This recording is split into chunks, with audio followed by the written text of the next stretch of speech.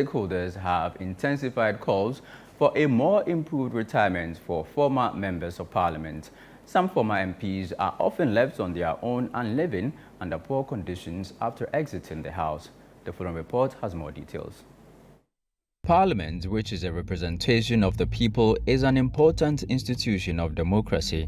The lawmaking and executive check function it plays means that the institution must attract the best in society. To attract high-quality and diverse candidates, the conditions of a parliamentary career and its aftermath must be reasonably enticing. In Ghana, salaries, allowances and privileges of members of parliament are determined by the president upon the advice of a committee set up by him. The prevailing practice is that members of parliament are paid a lump sum upon their exit in what is commonly known as ex gratia.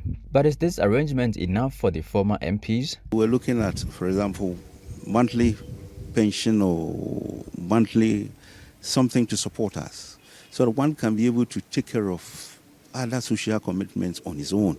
Because most of my colleagues have passed away simply because of little financial support that wasn't there. So you don't have anything to buy drugs or to sustain you. So it becomes a question of just waiting for your death to come and go. So I wish the Constitution must be looked at.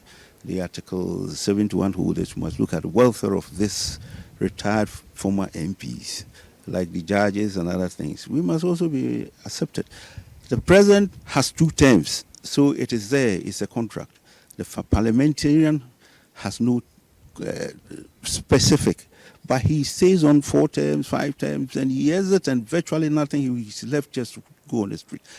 We need to be recognized and something must be done. The sorry state of some former members of parliament has prompted the current leadership of parliament to wade in on calls for the state to relook the retirement of MPs. Now we have a Ways and Means Committee. That committee must have that responsibility of enacting a proposal, which proposal will look at these things critically for same to be debated, and we must resolve and make it mandatory for the state to take care of us.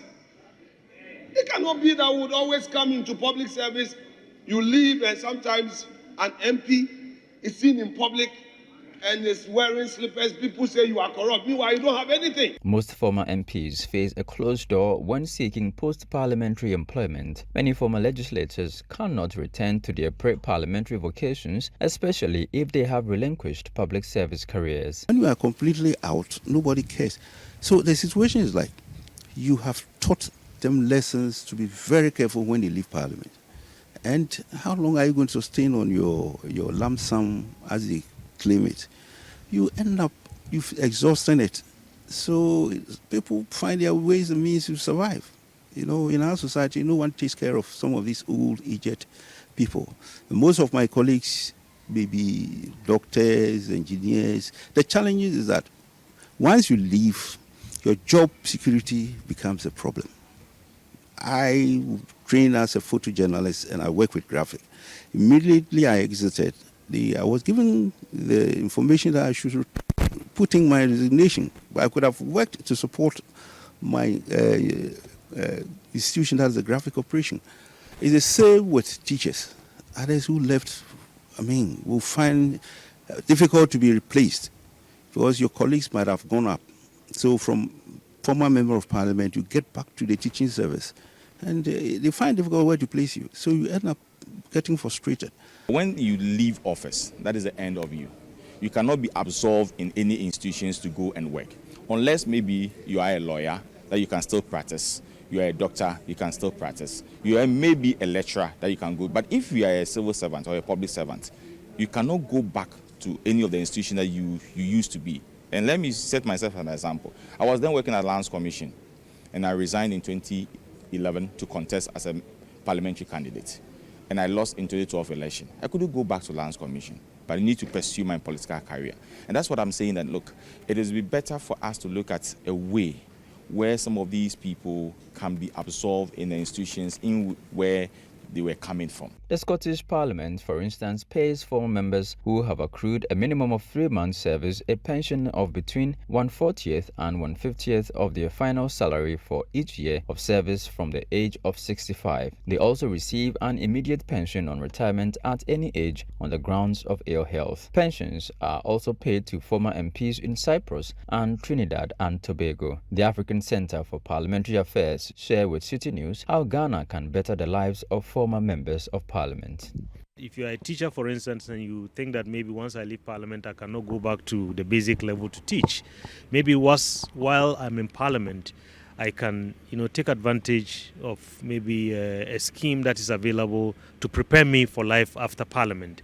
And the other issue, and this is what the current Speaker has been telling members of Parliament, because anytime we take them out, for programs, we take them out, we give them opportunity to go abroad, to undertake trainings and so on. He keeps telling them, take this serious, because you can gain some skills that can be livable skills once you leave Parliament. Members of Parliament, while in the House, acquire wealth of expertise, knowledge and experience. It is therefore imperative that the state finds ways of utilizing this experience once these members of Parliament exit the House. For Citi News, my name is Charles Osukumi.